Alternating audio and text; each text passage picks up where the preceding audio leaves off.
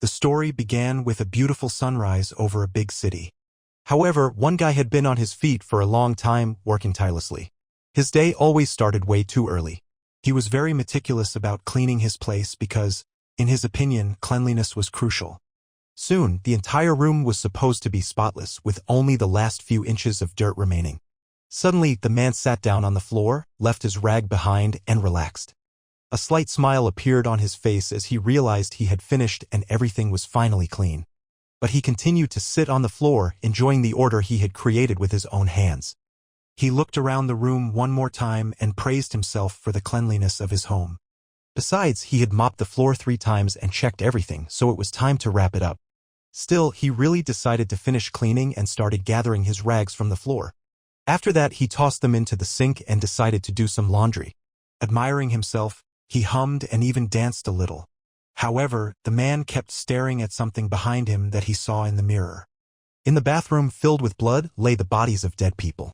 They were tied up, their mouths taped shut, and at that moment the man was getting ready to wash them. There was no time to waste, so he immediately began his dirty work. Meanwhile, 11 hours had passed and the police, along with forensic experts, were already in the apartment. A mysterious young man, who likely had some connection to the crime, entered the apartment. It seemed his arrival was a real relief as the others were glad to see him. At this point, it was already known that the daughter of one of the victims had reported what had happened. Moreover, when the people entered the place, the bodies were completely clean, just like the entire house. This led to the conclusion that the criminal had been in the house for a long time as he had managed to clean up and had the opportunity to do so. What was happening resembled similar crimes in Chunoldong and Sinpyeong as the method of killing was the same and the distance between the cities wasn't far. Additionally, there was one common detail: the clean bodies and the crime scene, leading to the conclusion that the killer was the same person. Therefore, the men began to ponder what to do next. It was crucial to come up with a logical plan at that stage to find the killer and protect future victims. This idea struck the man as he remembered that surveillance cameras covered 3 areas and were located not far from the crime scene, so it was possible to find people connected to the crime. Meanwhile, the mysterious man was sitting behind the wheel of a car, driving too fast. He was listening to the radio, which was broadcasting urgent news about the murders in Chuholdong, Sinpyeong, and Yeongjong. It was clear that the crimes that occurred there were as brutal and bizarre as to shock everyone. Furthermore, it was established that the perpetrator was alone and an investigation had begun. Additionally, a close-up photo of the criminal was published, and a huge reward of 10 million won was offered to anyone who could find him and report to the police. Moreover, the police promised to do everything possible to catch him as quickly as possible. Meanwhile, the mysterious man arrived at the planned location and was stretching his muscles by his car.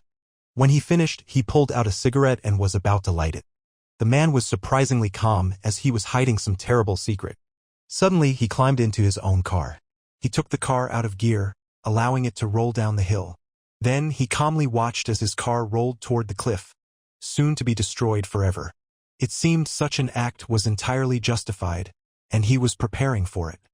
After all, it was the only way to cover up the traces of the crime and protect himself from being pursued. The car began to sink in the water. It became clear that the man was not an ordinary tourist and had something to hide. After all, an ordinary person would never take such a step and would not easily destroy their own car as he did. The guy looked at the settlement on the other side of the river, at the empty streets and many ruined and abandoned houses. He concluded that nothing had changed in that place and everything remained as it had been for a long time. Also, noticing another interesting detail, he reached an incredible conclusion. The sacred tree that had stood in the settlement for many years had been cut down. The person who destroyed that sacred symbol seemed to not even realize what they had done. After all, such an act required a lot of effort because the tree protected the entire village and the shrine.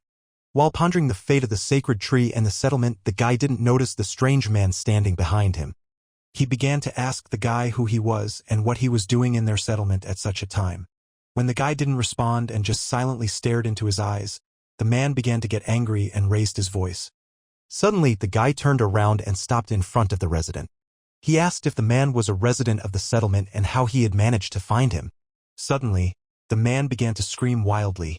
His eyes filled with blood, and it seemed he was ready to kill the guy who had intruded on his territory. But this couldn't rattle the hero. He remained calm and just silently watched as the old man got angrier. Suddenly, he heard the voice of a girl running toward them. It was clear that she was the daughter of the furious man, and she immediately began to apologize for his behavior.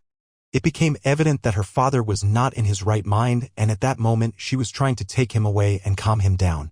And it worked, as hearing about food immediately calmed the man down, and it seemed like nothing had happened. Also, the girl was about to talk to the hero and asked her father to wait for her. Right away, she began to apologize again for her father's behavior, understanding that he might have frightened the stranger. However, the guy denied everything and assured her that everything was fine and he wasn't offended by him. The girl noticed his backpack and assumed he was a traveler.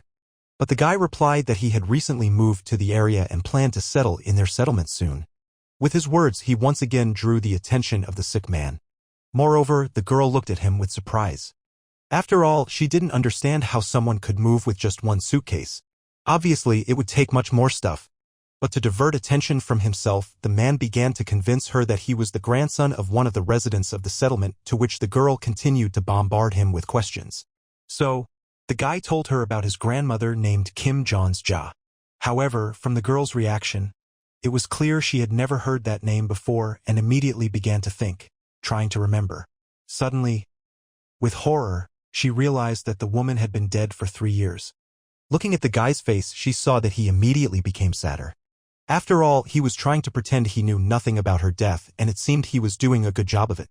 However, unexpectedly, the guy smiled. This frightened the girl a lot, as he said he was just joking. Moreover, she didn't understand how someone could joke like that and not feel any guilt or shame. Additionally, she clearly remembered the face and was sure she hadn't seen the unknown guy at the woman's funeral. Therefore, she had quite logical doubts that the guy could be an imposter and really didn't know any Kim Jong-ja, especially that he had never been her grandson. But the guy started to wriggle out of it again and said he indeed hadn't attended her funeral.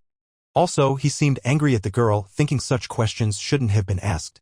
The girl was angry because she didn't understand what could be more important that day than the funeral of a loved one. And it was very important for her to find out the real reason, especially since the unknown man intended to live in her house. Suddenly, the guy laughed out loud, and the girl, in turn, was shocked by his behavior. She was upset, as she saw nothing funny in her words. Moreover, the guy thought he wasn't the only one who hadn't been at the funeral. He spoke about certain reasons and assured her that the elders in the settlement could confirm his words. Suddenly, behind the girl, an old man's shout was heard. He showed the girl a huge snake he had caught in the grass. The snake was trying to escape, writhing terribly in his hands. Meanwhile, the guy was preparing to leave the father and his daughter. He left behind only a pile of questions. And the girl was trying to remember his grandmother, analyzing every word he said, as the guy was indeed very strange. Meanwhile, the guy was trying to find his grandmother's spare key. He was shocked because it wasn't in the usual place where it could be. However, after a few attempts, he finally managed to find it. His grandmother had hidden the key in the most remote spot so that no one could reach it. Still, after finding the key, the man tried to enter his grandmother's house. Opening the door, he saw that everything inside was perfectly in order and the lights were even on. Moreover, water was running from the faucet, which meant everything was working and in good condition. The guy continued to check all the electrical appliances in the house. To his surprise, everything was working perfectly and he couldn't understand why. Why, after such a long time, everything in the house was functioning and remained in perfect condition. Furthermore, the biggest surprise was that both water and electricity were working. Suddenly, the man realized what mistake he had made at that moment and immediately turned off the light. Drawing his weapon, he prepared and hid, as he expected to be attacked at any moment. The perfect cleanliness in the house only meant that someone had been living there all the time. However, he didn't understand who could be hiding in the house and how an unwanted guest could have gotten in. Suddenly, he heard some suspicious noise outside. Turning his attention to it, he realized that it could be the people who had been living in his grandmother's house for the past 3 years returning. So, hiding his weapon behind his belt, he decided to check who those people were and what the noise outside was about. Calmly, he headed toward the gate, hoping to drive away the unknown people, but still prepared for the worst and remained vigilant. Outside, a whole crowd of men had gathered, their appearance showing they were determined. Suddenly, the locked gate opened. The hero, the true heir and descendant of the dead woman, stepped out to meet them. Before him stood the village elder, No-suk-dae, who wanted to talk to the hero and find out who he was and what he was doing in the house. He also inquired whether the guy was indeed the grandson of the woman and noted that the gates had been locked, so it was strange that he had managed to get inside. However, the hero did not respond, only staring intently at the faces of the strangers. He didn't understand what they wanted to achieve with their visit, as he had no intention of leaving the house, let alone explaining anything to them. Suddenly, one of the guests began to shout, outraged that the guy was ignoring the elder and not answering his questions. But immediately, the elder intervened in the argument and calmed both of them down. He assured them that the purpose of his visit was simply to talk and that they meant no harm. He was only interested in how the guy had gotten inside the house and what his true purpose for visiting was. However, the hero had no intention of answering. On the contrary, he began to ask many questions. Thus, he tried to divert suspicion away from himself. But he didn't realize that this could only irritate the men more. Moreover, he kept repeating that he was indeed the grandson of the dead woman. At that moment, one of the villagers grabbed him by the neck and accused him of being rude to the village elder. He didn't like the guy's behavior and the disrespect with which he spoke. In response, he received only a smile from the hero. It was clear that this didn't scare him at all, and the elder was impressed by such audacity. Meanwhile, the hero continued to laugh, ignoring the angry crowd in front of him. Suddenly, his assailant prepared to strike. However, the guy managed to anticipate him, and to stop him, he had to hit back with his head. This made the attacker scream in pain. His nose was broken, and his head hurt terribly. Moreover, the guy accused the man of rudeness, and his actions could be recognized as self-defense. The guy also realized one important thing: that despite their friend being hurt, none of them reacted at all and didn't even try to defend or help. And he was convinced that it was the elder's fault, as everyone could be waiting for orders from him or were simply afraid of him. The elder addressed the man named Hyunseop and asked how long he planned to lie on the ground. Strangely, he simply got up and apologized to the elder. At that moment, the old man approached the hero, stopped in front of him, and examined him closely. He said that one of his men had acted poorly and was actually apologizing on his behalf. He also laughed slyly, and at that moment his behavior seemed the most bizarre. Moreover, he continued to stare intently at the boys' faces and didn't stop smiling. He said he had been able to see him well and recognize him. After that, he ordered his men to return to the settlement, as he was convinced that the hero was indeed the grandson of that same woman. After his words, everyone turned around without further questions and prepared to leave. But the guy, who understood nothing and remained standing in shock by the gate, made them stop. He spoke about how his house was in very good condition, so it seemed that someone had been living there. However, the elder didn't believe the guy's words, as his grandmother had left without saying goodbye to her family. Therefore, to prevent the house from falling apart, the villagers helped each other in turn and could occasionally clean the house. When the guy understood everything, he was ready to let the elder and his men go. But Hyunseop couldn't calm down. He couldn't believe that the guy would just be allowed to live in that house. To dispel his protégé's doubts, the elder made him look at the roof of the building where the main character was staying. What Hyunseop saw there terrified him greatly. It was the spirit of some kind of monster. Moreover, the elder was very pleased because the monster was dancing with joy, full of enthusiasm. So, it could be considered that the matter was settled and the men had no grievances against the boy.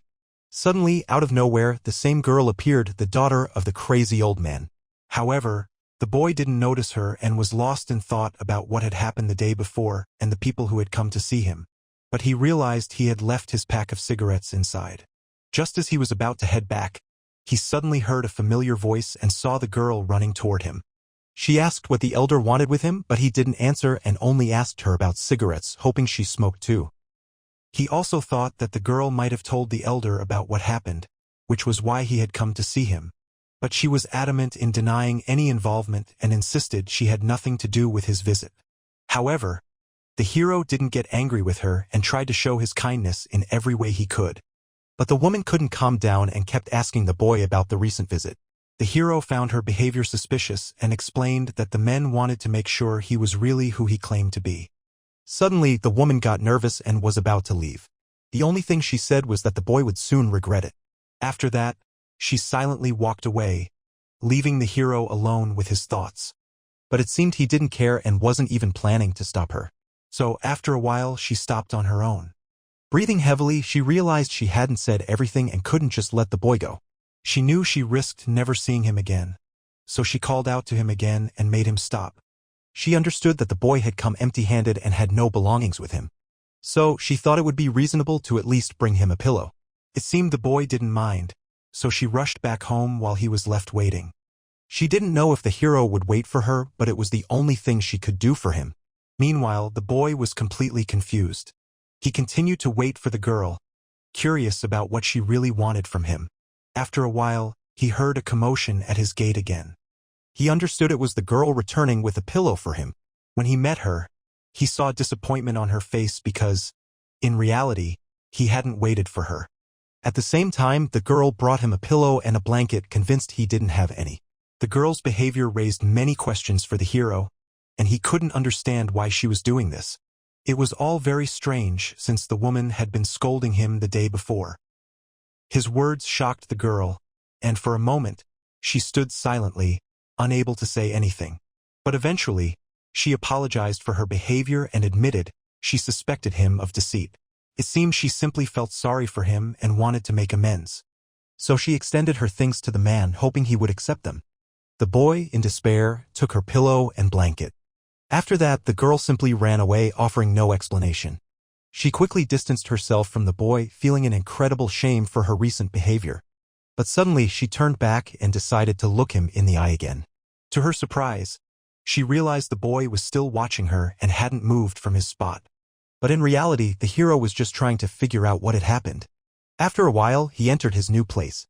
His mind was troubled and he couldn't connect the events that had occurred the day before. As he considered various scenarios, he even started to feel anxious. He also thought about the girl, her visit, and the gift. He found her behavior and kindness strange. He was also plagued by suspicions, so he decided to check the contents of the pillow and blanket. Immediately, he cut open the pillow, trying to find a hidden microphone or some other device. To his surprise, he actually found a very interesting object inside, the origin of which he didn't understand yet. Meanwhile, a new day dawned in the settlement. The hero, as usual, went through his morning routine and listened to the news. Moreover, exercising was a mandatory and special ritual for him. He paid great attention to physical exercises and took his health and physical condition seriously. So, physical exercise was something more for him than just a daily routine. After exercising, he took care of his skin and face, which also held great personal significance for him. He couldn't forget about the events that had happened to him the previous night and couldn't stop thinking about the mysterious piece of paper. The scene shifted to a chicken farm belonging to some household in the settlement. There were quite a few chickens. Therefore, someone had to constantly feed them and keep an eye on them. It became clear that it was Hyunseop, though it was unclear why, but he was catching chickens from a cage. However, when he finished, he was noticed by a man who was likely the owner of the chickens. Hyunseop explained his crime by saying that the elder needed a white chicken. But the owner didn't like that, as his chickens had been taken before, and he didn't understand what made his chickens so special. The man believed that chickens could be bought in town and didn't need to be stolen, as that was illegal.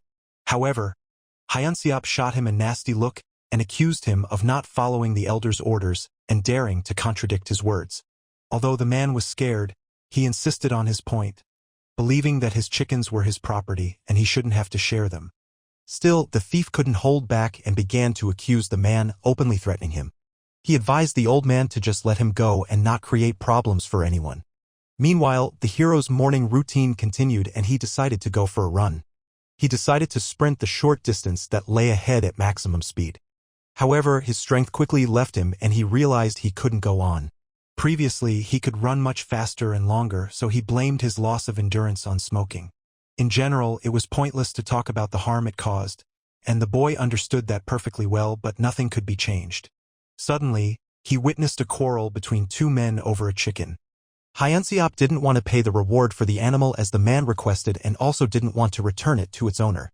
So, unable to withstand the man's words, he simply hit him, nearly killing the poor animal. The man lay on the ground in a pile of feathers. He was shocked and deeply disappointed. At that moment, Hyunseop froze and couldn't move. After what had happened, he was simply left speechless. The thing was, behind the man, he saw the elder who had accidentally witnessed everything and appeared out of nowhere. The elder was very angry and it became clear that Hyunseop was in for big trouble. The elder expressed his concern to the man, as he had been absent for a very long time. The man realized he was in trouble and didn't know how to explain what had happened. The elder began to scold Hyunseop, as he couldn't control himself, and his actions could anger the mother. He also addressed the victim by name, Song-sik, and asked how he was feeling. Concerned, Hyunseop didn't know how he could face his mother and what to do to keep her from getting angry.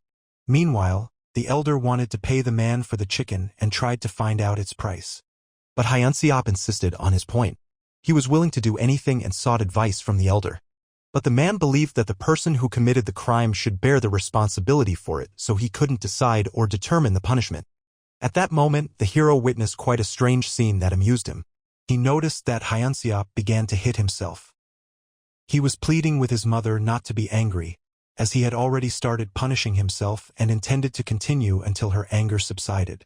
The blows continued, and Song-sik watched in surprise at what was happening. But at that moment he was about to leave. The boy, who was enjoying a beautiful day and witnessing an unusual event, heard footsteps behind him.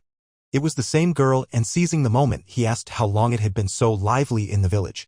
From her response, it became clear that it hadn't always been this way. She was convinced that they didn't have to watch what was happening, and that it would be better to go to a safer and quieter place. The boy didn't understand what she was planning again and didn't rush to get up and follow her this time. However, she didn't understand why he was waiting and not listening to her, and suddenly she heard a question about the events of the previous day and what had really happened. After all, he found it quite strange that the woman was so interested in him and constantly tried to find him. It also became clear that she was happy when she heard that the boy would be staying in their settlement for a long time. The very fact that the boy decided to stay in the settlement made her act this way. But the boy, interrupting her, reached into his pocket. From there, he pulled out the item the girl had placed in the pillow and held it right in front of her face. Seeing this, the girl was very surprised and blushed, as she hadn't expected the boy to find that object. She explained that she was just checking it, as it was hard for her to trust someone unfamiliar. But the object didn't resemble a microphone or a listening device, rather it looked like some kind of talisman or charm. Unable to hold back, the boy asked again why the girl had given him that object.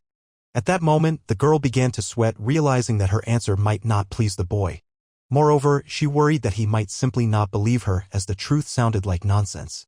Still, the girl gathered her courage to explain that it was a talisman that protected against the ghosts that infested the entire settlement. Taking it in both hands and holding it out in front of the girl, the boy asked if she had brought it into the house because she was truly afraid of ghosts. And without waiting for an answer, he simply tore it apart in front of her eyes.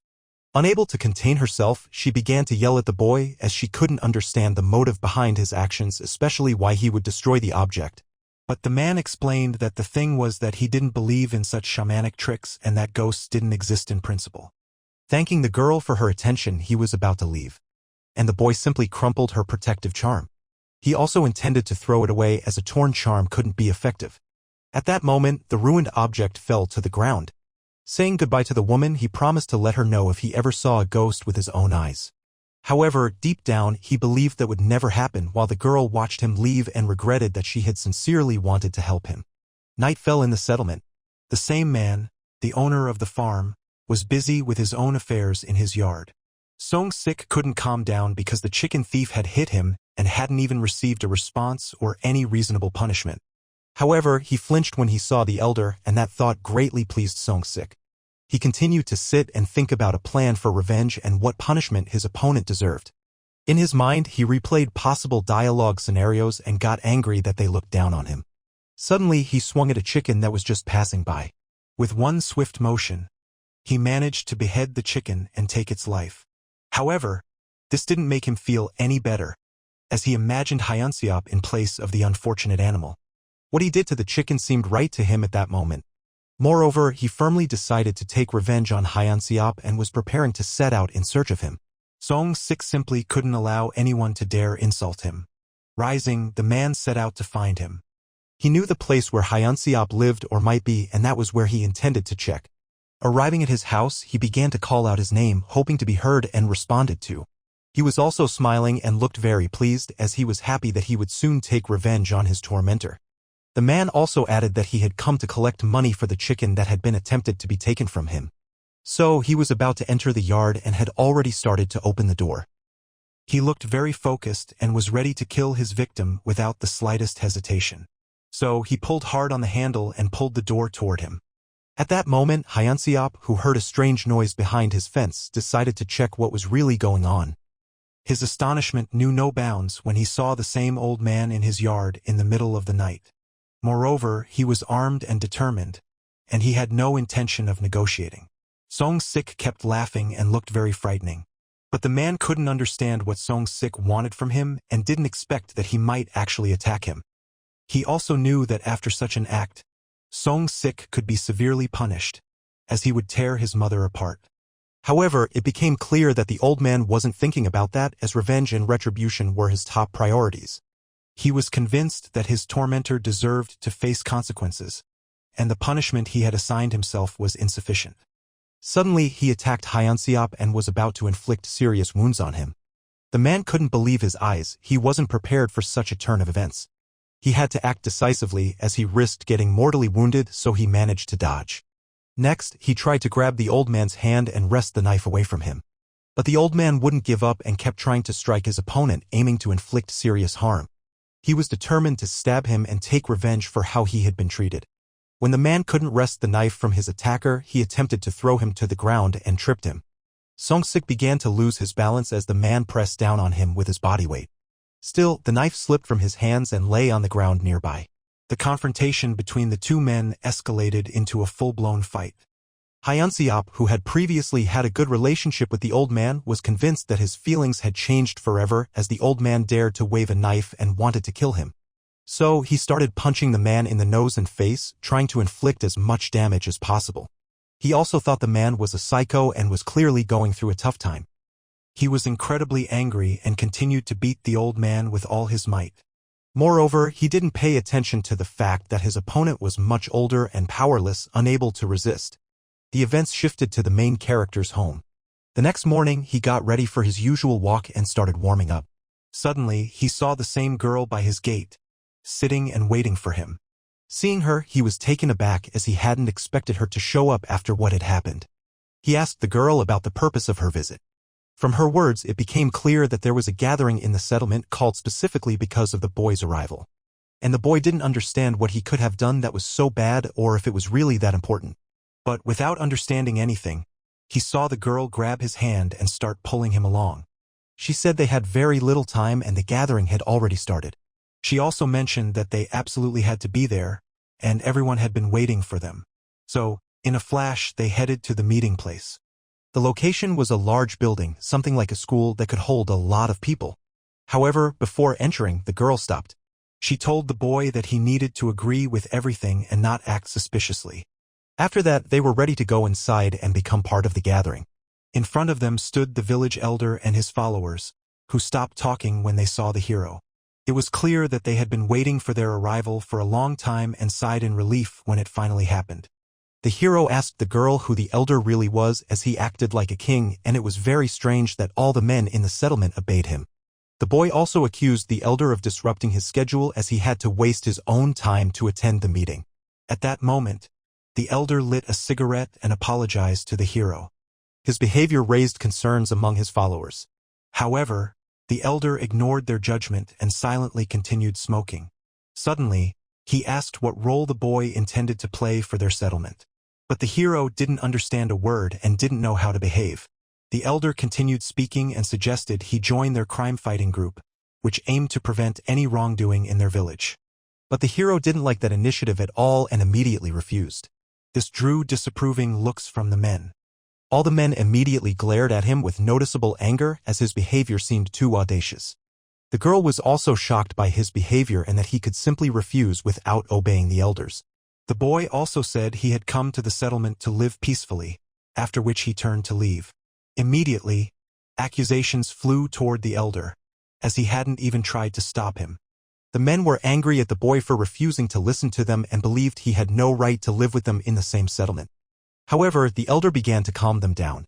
After his words, the nervous and worried men looked at him, waiting to see what would happen next. The elder decided to leave the boy to his mother as he didn't know what to do with him. He also noticed that Song-sik was absent from the gathering and asked Hyunseop why he was missing. But the man didn't respond and became even more anxious.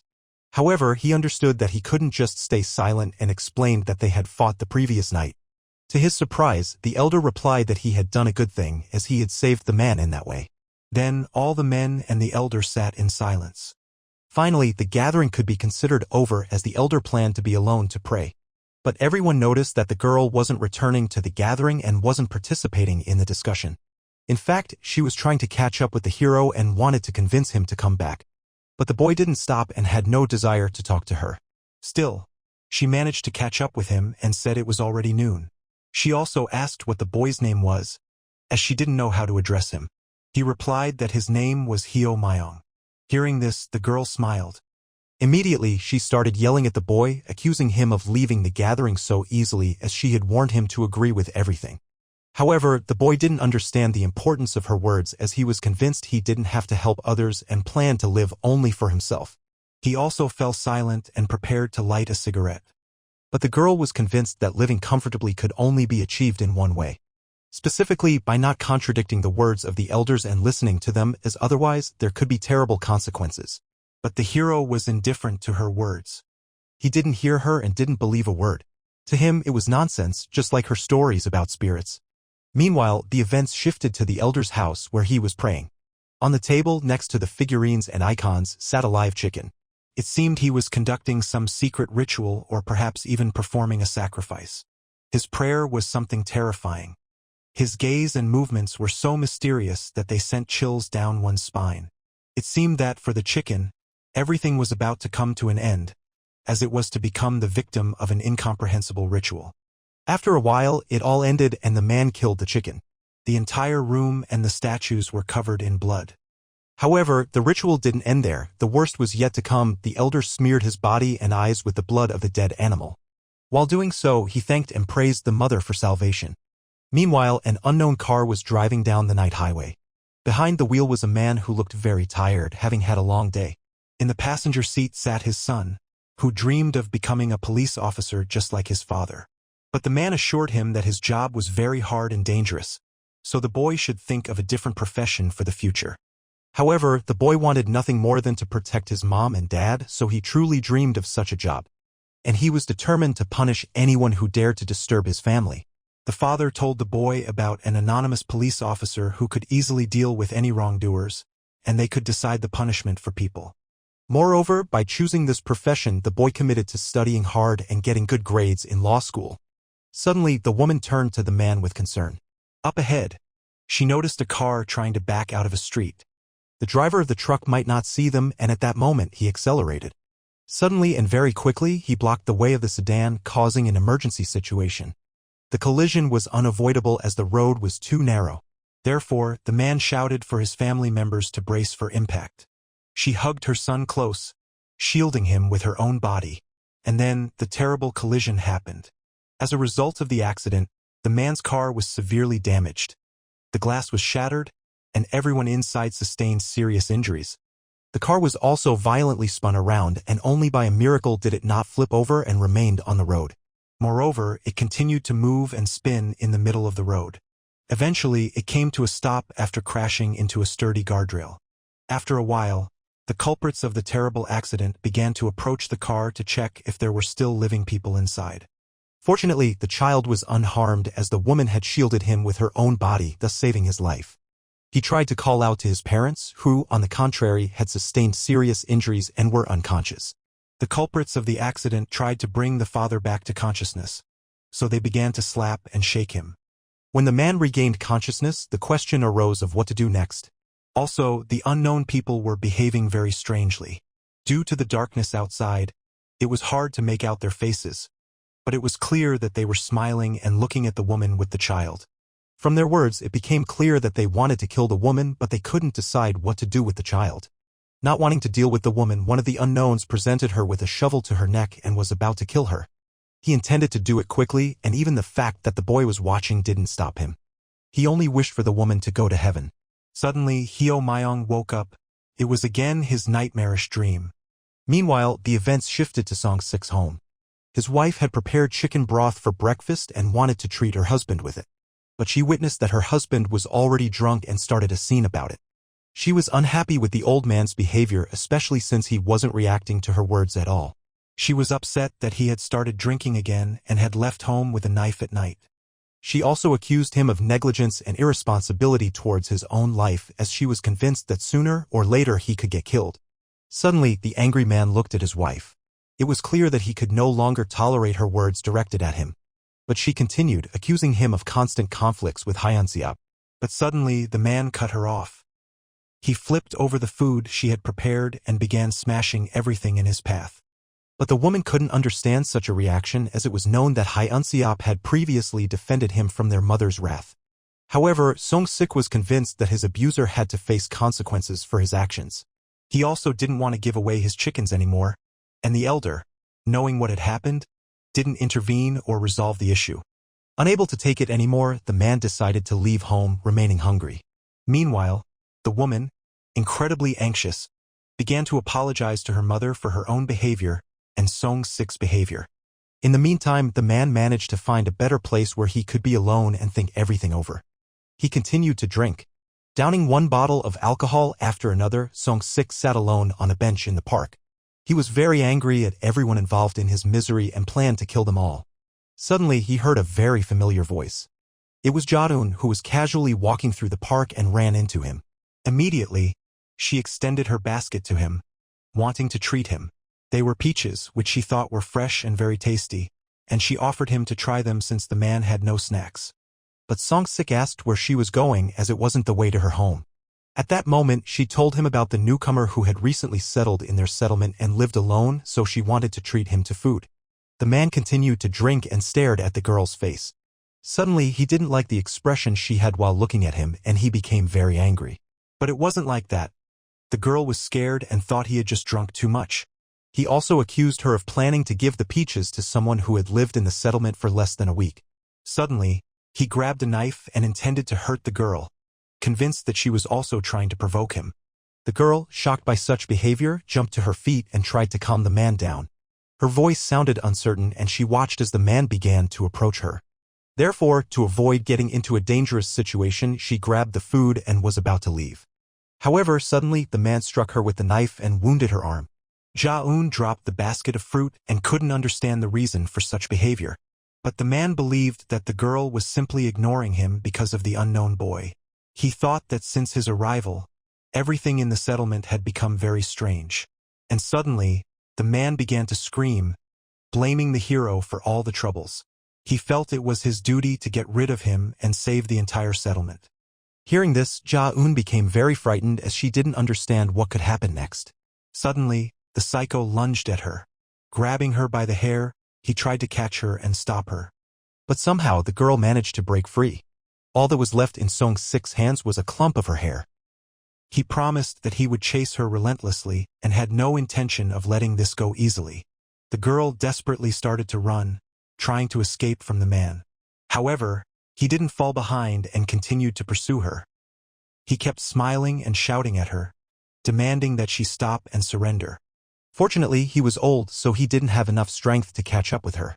Still, he didn't relent, and the girl understood that he had lost his mind and was ready to kill her. So, in order to save her life, she ran toward Hyo Myung's house. She hoped that the guy would be home and would let her in. Immediately, she started banging on the door and screaming frantically for him, hoping he would protect her. But no one answered, and she watched in horror as the deranged man got closer. It was clear that the girl had nowhere to run, and if Hyo Myung didn't come out, she would be left alone with a dangerous, armed criminal. Song-sik threatened that soon the girl would be heading to the heavens. He ignored her tears and pleas for him to leave her alone. Finally, he began to approach her. Ja-eun screamed desperately and started praying that the guy would hear her and save her. Suddenly, the crazed old man ran after the girl, wanting nothing more than to kill her. He began shouting as she irritated him, and soon she would die like all the others who had become his enemies. The girl understood that she was doomed and no longer expected help. Just then, out of nowhere, a hero appeared and kicked the man, managing to stop him. The guy showed up at the last moment and miraculously saved the girl from certain death. She couldn't believe her eyes. The guy had become her savior. Song-sik fell to the ground, feeling incredible pain all over his body. The hero, not understanding what was happening, asked why it was so noisy and why she had disturbed him. Then the girl explained that she could have become a victim of a madman, as he had injured her and was ready to slit her throat. Suddenly, the guy noticed the cut on her. He saw that she was very scared and was telling the truth as blood was flowing from her deep wound. Hyo Myong decided to examine the wound and help the injured girl. First, he wiped the blood with his own towel. He did this very carefully so as not to cause her more pain. Suddenly, he heard the voice of the Mad An, and it seemed that he recognized the guy and knew he was new. So he decided to kill him too and finally put an end to the madness that had taken over the settlement since his arrival. Hearing this, the guy exhaled heavily, realizing he had a new problem to deal with. The man was truly insane as he linked all the troubles in the settlement to the hero's arrival. Moreover, the guy hadn't expected to see him in such a state since morning. The guy thought the girl needed to go to the hospital to treat her wound. Suddenly, the man fell silent and became suspicious. He stood still, his head lowered. His eyes began to fill with blood, and he looked at the people in front of him with terrible malice. Suddenly, blood started pouring from his eyes. Soon, he couldn't stand still and lunged at the hero and Jaeun, swinging a knife. The hero, who was trying to stop the girl's bleeding, noticed the impending danger. He tried to protect himself and the girl's life, so he understood he needed to defend himself. Immediately, he tried to hit the man with the towel to knock him off balance. Besides, he knew that the old man had a broken nose, which was his weak spot, so a hit to the nose worked effectively. After that, the guy punched the man in the face. The kick was so strong that Song-sik began to lose his balance. Before long, he found himself back on the ground and couldn't get up for a long time. For a moment, the hero managed to stop him and save himself. But the old man didn't give up and tried to regain his composure and get back up. He groaned heavily and his face was battered and terribly swollen. However, when he finally managed to get up, the girl, with horror on her face, tried to alert the hero. Hyo Myong didn't want to harm the old man, who wasn't his enemy, but he left him no choice. He wanted to call for help and inform the other residents of the situation. But it was too late. The old man was about to attack again and stood silently, staring at them. Hyo Myong found it very strange to observe such behavior, as he didn't know if this could end and what was going on in the sick old man's head. Moreover, he didn't understand where he got the strength to stay on his feet. So he decided to attack first and was determined to end what had happened. Immediately, he began to quickly approach his opponent. After that, he struck him in the face with all his might. It seemed he was satisfied as everything was going as it should. Next, he was going to hit the man using a special martial art technique. However, he realized that it could harm the old man and ruin his health, so he just hit him with the towel. But the blow was also quite strong, causing him to lose his balance, and after a trip he ended up on the ground. Once again, the madman found himself on the ground with a broken nose and a swollen face. But he didn't even think of giving up, so he tried to get up again. His attempt was unsuccessful, as he had lost a lot of strength, and blood from his eyes and nose was flooding his face. The main hero was very determined and didn't want to let the old man go. He understood that the old man could come back and slit the girl's throat or his in the middle of the night. He decided to take matters into his own hands and was going to strangle the helpless man. So, throwing the towel around his neck, he began to squeeze with all his strength. But Song-sik resisted and tried to break free. He even managed to scratch the guy's face. In a fit of rage, the hero tried to strangle the old man even harder. Eventually, Song-sik's strength began to wane, his breathing became heavy, and his resistance weakened. The girl understood that the guy could kill him this way and tried to shout at him. But he didn't stop and continued to squeeze and choke the man. Finally, he felt satisfied and began to smile. And Song-sik, lacking air, lost consciousness and stopped resisting. Jaeun was very scared as despite what Song-sik had done, she didn't wish for his death. So, the hero released the man and stopped choking him, and his body fell to the ground. Finally, the guy could breathe a sigh of relief, as their confrontation could be considered over. After the man didn't respond, the girl ran to her savior. She was worried about his health and hoped that he wasn't injured. She also hoped that the old man was alive and that nothing would happen to him. However, Hyo Myong was angry with her as he didn't understand how it all started and what had really happened. And the frightened girl tried to explain how everything had unfolded. The thing was, Song-sik continued to attack even after he lost consciousness. Moreover, he aimed for the eyes even when he was being choked. The main hero had never encountered such situations before and didn't understand how this could happen. However, the girl realized with horror that the man could have been possessed by a spirit. But her version seemed like nonsense to the hero despite the fact that the girl had witnessed what had happened. The girl tried to convince the guy of the existence of ghosts, showing him her injury. She also tried to explain that there were indeed supernatural forces in the settlement that were very dangerous for ordinary people. And blood from her wound dripped onto the ground right at her feet. She didn't stop talking and said that there were an incredible number of ghosts. Suddenly, something truly incomprehensible began to happen with the bloodstain in front of her. Her head spun sharply, and she almost lost consciousness herself. And then she felt an overwhelming weakness and a sudden rush of air swept through her legs, causing her hair to helplessly flutter in the air. She also felt something strange, and some force began to pull her along. Moreover, she noticed something odd right behind her. So, she ran in that direction, trying to find out what was really happening. The guy couldn't understand anything and was shocked by what was happening. He even began to get angry at her for her behavior. Besides not believing a word about ghosts, he didn't understand what strange things were happening in the settlement.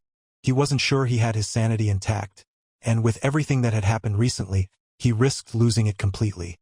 Overwhelmed by heavy thoughts, he also felt a sharp pain in his head and ringing in his ears, and to avoid falling, he had to hold onto the fence.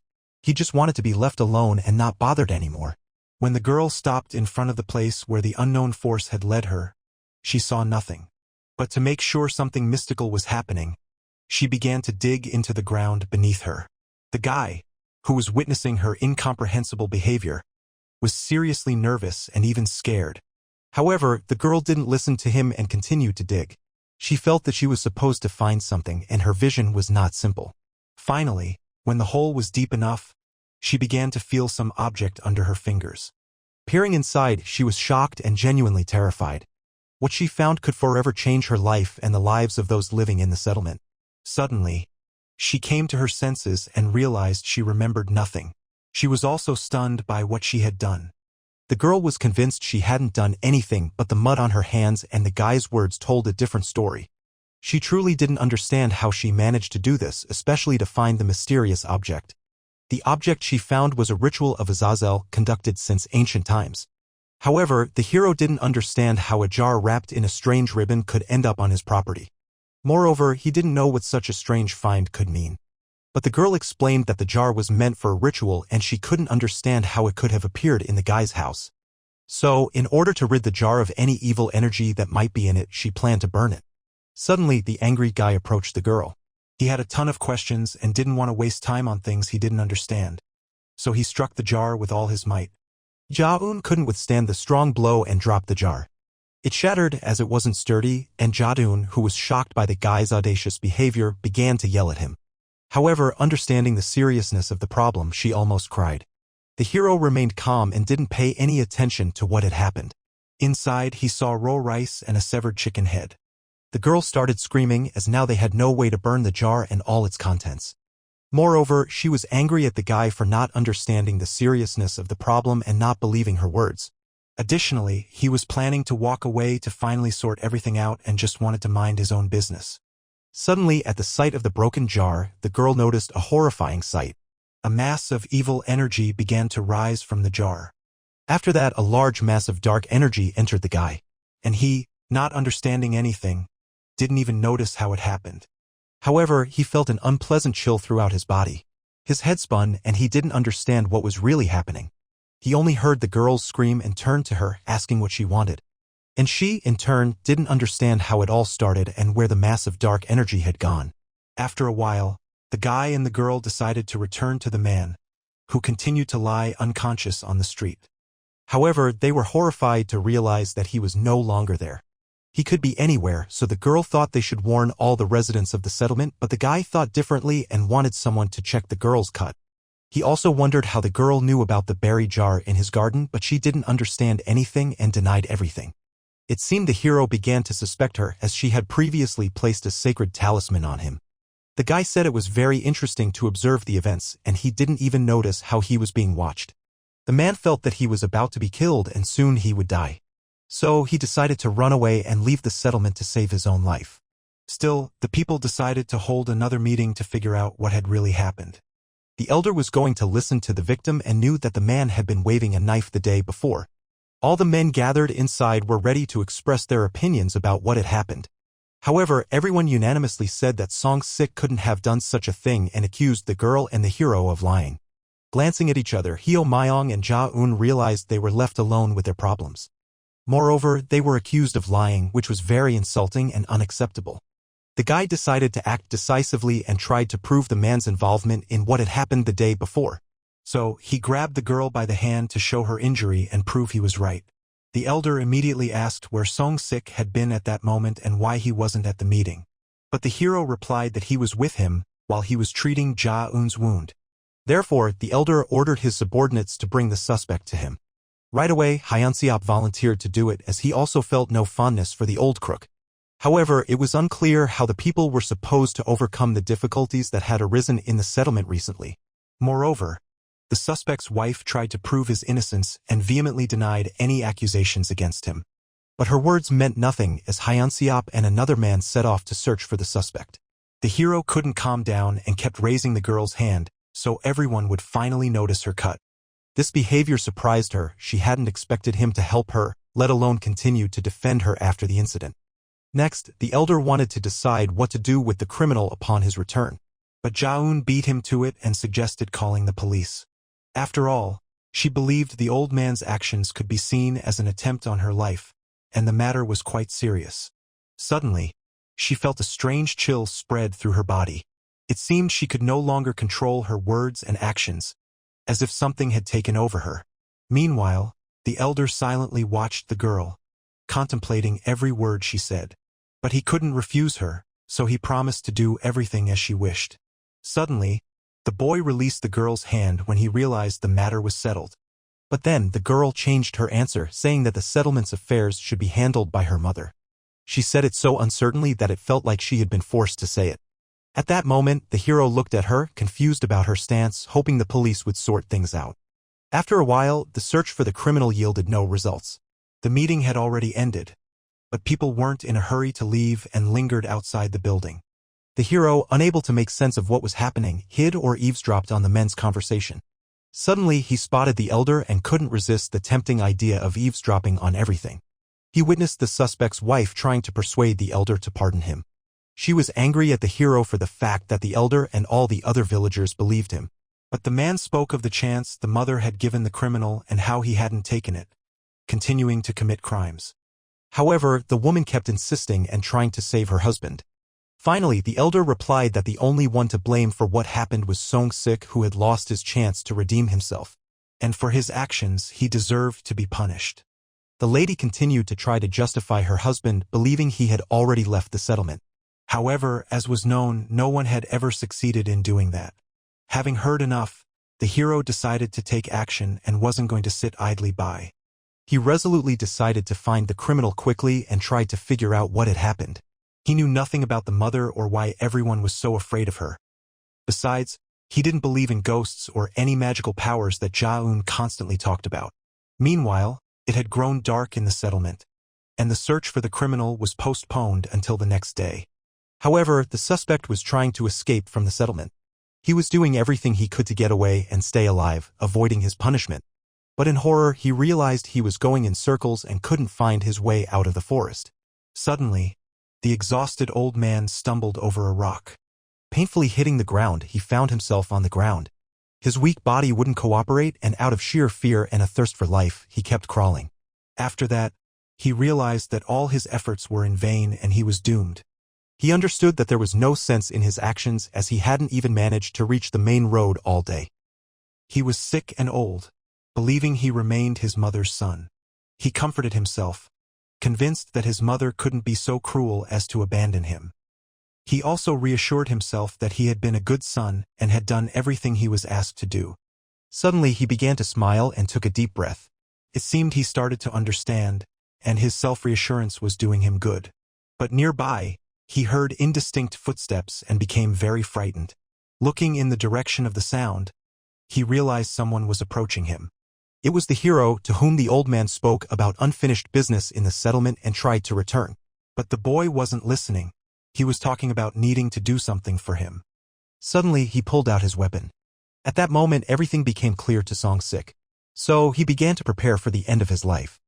Hyo Myong was convinced that the man didn't deserve to live and should end up in hell after death. Song-sik insisted that his mind was clear and he understood how much pain his body was in. He also realized that the hero intended to harm him, so the old man tried to stop him. Moreover, he didn't understand what harm he could do to the hero and thought the girl was the cause of it all. He tried to prevent the conflict and wanted the boy to take him home. He was also convinced that the hero was following his mother's orders. But Hyo Myong ignored the man's words and wasn't going to waste any more time on talk. However, the man continued, saying that the boy couldn't have found him in the mountains by himself and couldn't know his whereabouts. This made the hero laugh. In response, he received a similar question about how the old man ended up in the forest. Also, the old man had to take responsibility for what happened that morning, as he had dared to attack unarmed people. Unable to bear the accusations, the man began to scream that he remembered nothing. But the boy didn't believe a word he said. He could see that the old man was very scared and slowly began to approach him. The old man, in turn, stood still and didn't react at all. It seemed he had resigned himself to his fate and was ready for whatever the young man had planned. Suddenly, the boy cut the man's arm with his own weapon. After that, he asked how he was feeling and if he was having fun. From the incredible pain, the old man began to scream, trying to free himself. But the boy wouldn't let him do that and was ready for any turn of events.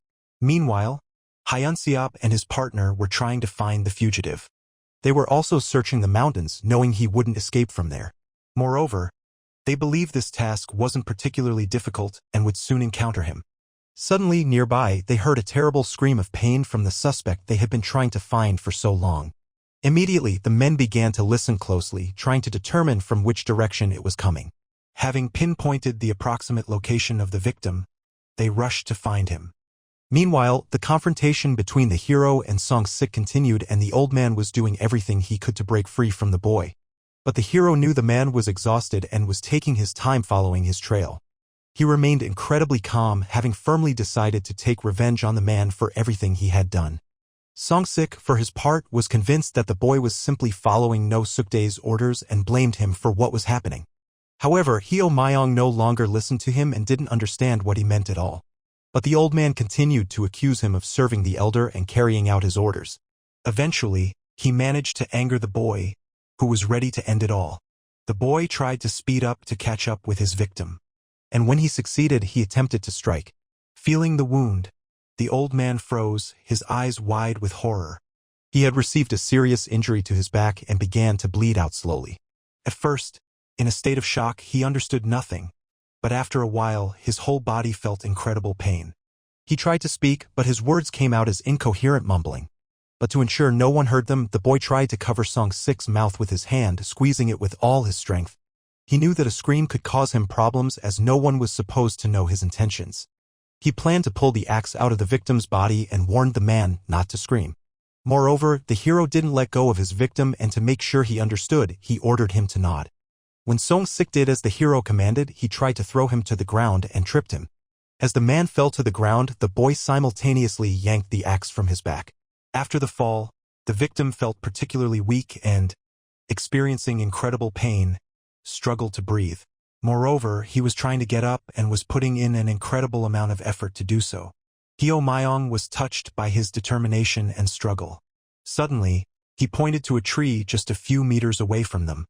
He wanted his victim to reach the tree on his own, and if he managed to do that, he planned to let him go. So, after a while, he gave the command to start, marking a new beginning in the fight for survival. Without wasting a second and exerting all his strength, the old man tried to rise. He succeeded, and his thirst for life was something incredible that truly impressed the young man. But the man wasn't going anywhere. Instead, he was pleading with his mother for help and apologizing for doubting her. He also wished death upon the main character, who was tormenting the mother's child. After that, he turned around and calmly headed toward the tree. As he turned his back to the main character, a large wound on his back was revealed. Suddenly, the main character spoke up. The thing was, there were certain limitations in his game, and the man could die before he reached the tree. Hearing this, the victim froze in place, unable to move. At that moment, Song-sik began to call the main character the harbinger of death. However, the main character couldn't understand what the man meant or what he was trying to say. The old man lay on the ground, motionless. The boy wanted to torment his victim further, but it seemed he wasn't the only one who had come for the old man's life. Behind him, the hero heard a sound. It was two men trying to make out something in the pitch-black darkness. But the boy realized he didn't have time to hide the man's body, and all he could do was hide in some nearby bushes to avoid being seen. In fact, the men had also heard the sound and were trying to determine its source. They were stumbling through the forest almost blindly as nothing was visible in the complete darkness. However, once they reached an open area, they managed to find the corpse of the dead old man, who was already in the afterlife. Hyunseop seemed pleased to see his fierce enemy dead. Suddenly his companion placed his own weapon on the ground.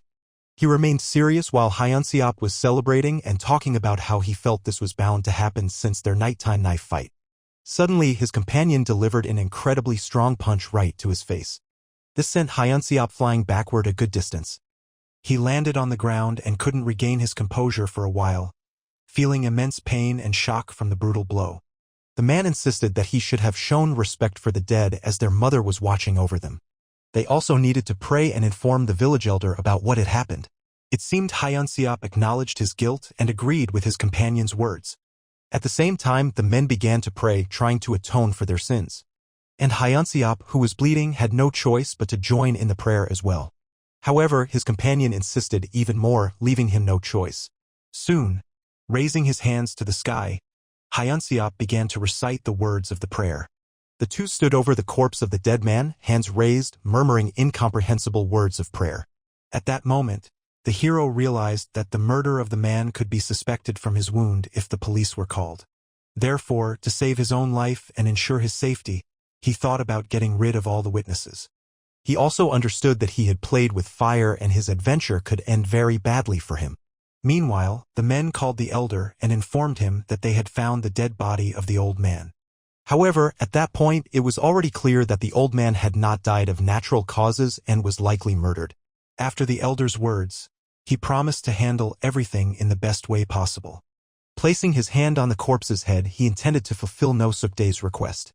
Hyunseop asked what exactly needed to be done. He understood that the dead body needed to be burned or the soul needed to be appeased. This way, they could eliminate unnecessary noise and make it seem as if no one had ever found the man. Suddenly, the main character realized that this looked exactly like tampering with a crime scene, destroying evidence, and disposing of a body. Analyzing this, he understood that the men were also committing a terrible crime. Meanwhile, the boy was planning to return to the settlement after everything that had happened. He seemed very satisfied and even hummed some incomprehensible melody to himself. Suddenly, nearby, under the tree, he saw a girl. It seemed very strange that she was outside at such a late hour, especially after what had just happened. So he decided to ask her what she was doing out there and why she was standing under the tree. But in turn, the girl also asked the boy what he was up to which he replied that he had been in town taking care of his own business. It seemed the girl had been waiting for him, and realizing this, the hero immediately asked her directly. However, she quickly began to deny any involvement and insisted that it wasn't what he thought. In reality, her mind was racing with thoughts and she had decided to take a walk to distract herself somehow. She also noticed that the hero seemed very cheerful and it appeared something pleasant had happened to him. Suddenly, the boy fell silent and made an unclear gesture with his fingers. However, he then replied that his mood had lifted after meeting her. His words made the girl blush, and in response, he asked again what she was doing outside. At that moment, the girl tried to explain. It seemed her thoughts were troubling her and she was very nervous. She was tormented by the fact that she constantly looked rather strange. After all that had happened, she hadn't even called the police and didn't want to accuse her attacker. Suddenly, she realized she had said too much, and after that, she felt even worse. Lowering her head in front of the boy, she turned away, not wanting to show her emotions. But the main character understood everything as he continued to watch her behavior closely. Suddenly, Ja-eun decided to leave and insisted that it was already late. But as she was leaving, the main character replied that he didn't think she was strange. He wanted to explain that everyone had their reasons for behaving a certain way and he understood her perfectly because he was the same. Thanking him, the girl didn't dare to turn back to him and continued to walk away. She seemed very frightened and kept telling herself that what she had seen was just a figment of her imagination. So she saw that the spirit of the dead old man was bound to the body of the main character. Meanwhile, Hyunseop and his brother had built a fire and were trying to fulfill the last wishes of the deceased. The work was done and the men reported everything to the elder, but he remained unsatisfied.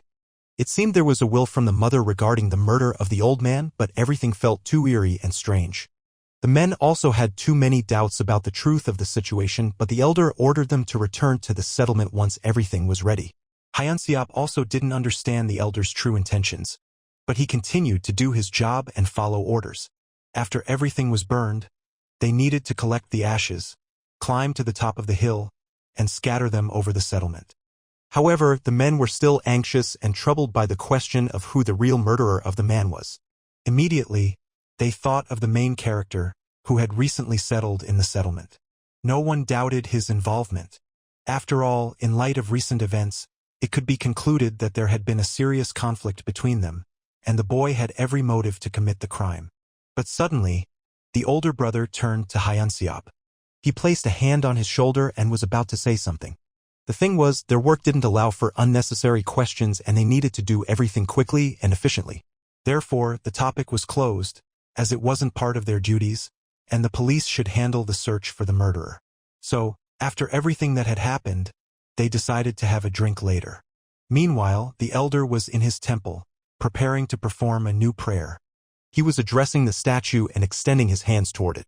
He was tormented by the question of who that man really was, the one he couldn't even see. He was determined to see the one who was so cruel and had allowed himself to commit such a brutal act against the mother's child. He reached out his hands to the sculpture again and asked to see the face of that person. Suddenly, a true miracle occurred as he managed to glimpse a vision. Before him sat the deceased, next to the body of a chicken with its head cut off, holding a knife in his hands. His face, hands, and the murder weapon were covered in blood, and there was no doubt that he was the one who did it.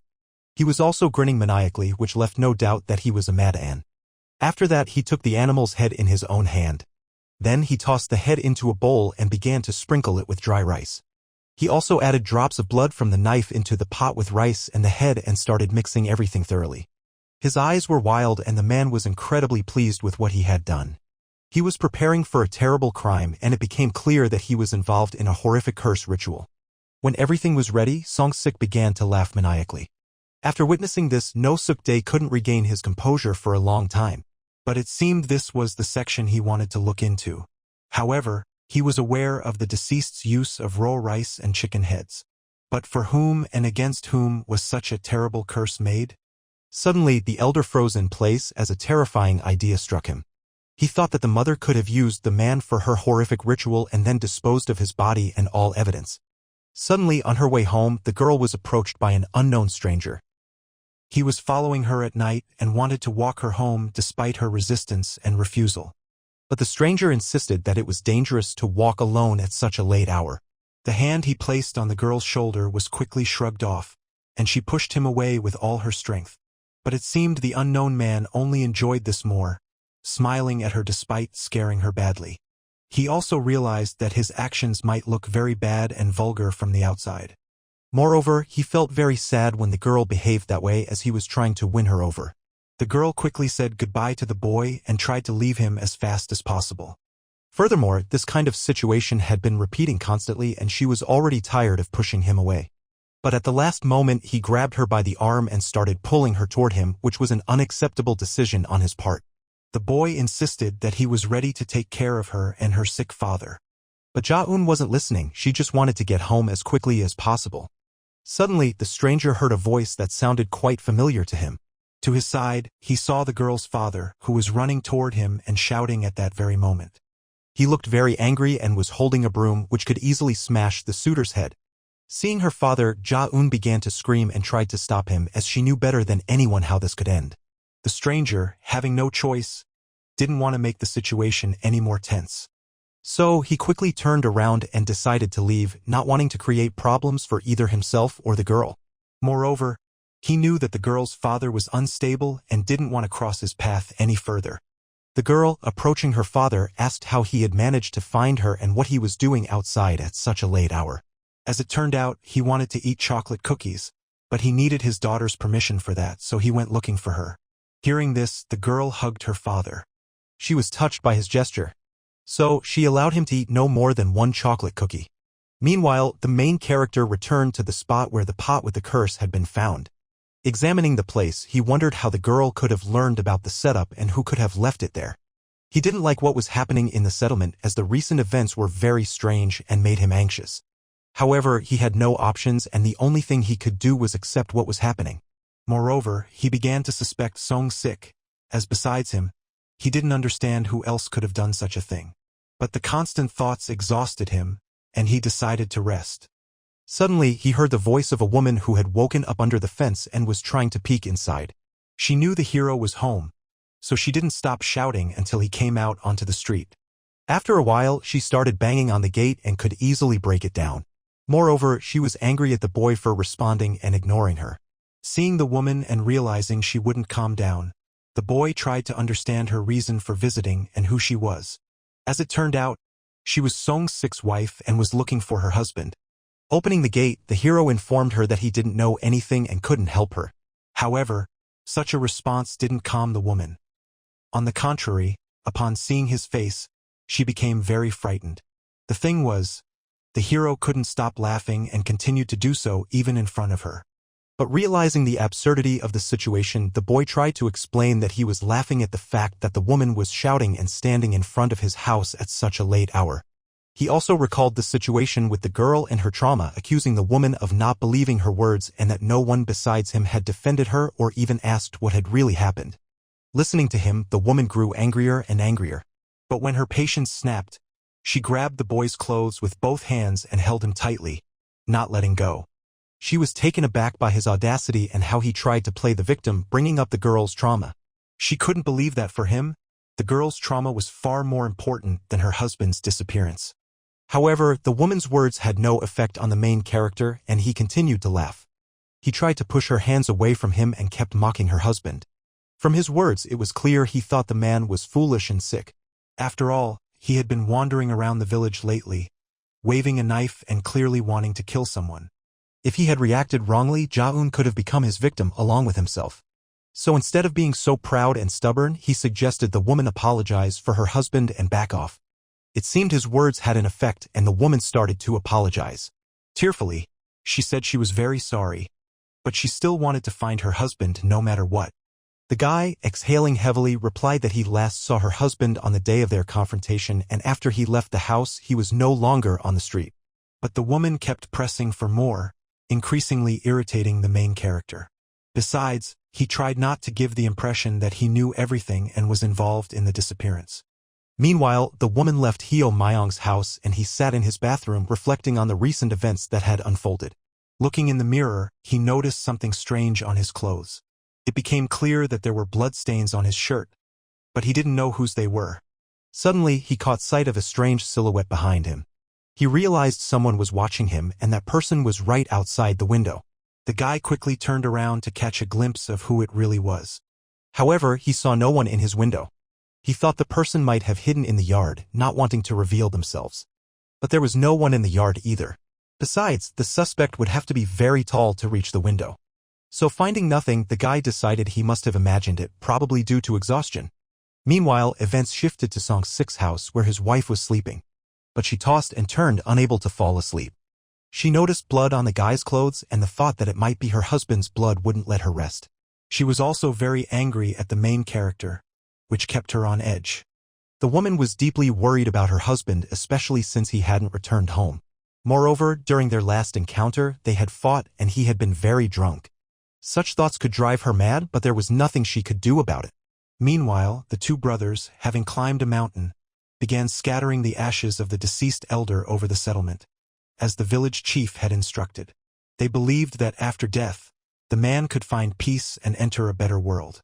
When the task was completed, they decided to call the chief and inform him of everything. But the conversation with him was very tense and a new responsibility weighed on the men. The chief was very concerned that the men were the only witnesses to the elder's death and had found his body. Therefore, no one in the settlement should suspect what had really happened. At the cost of their own lives, the men had to keep silent and tell no one about it.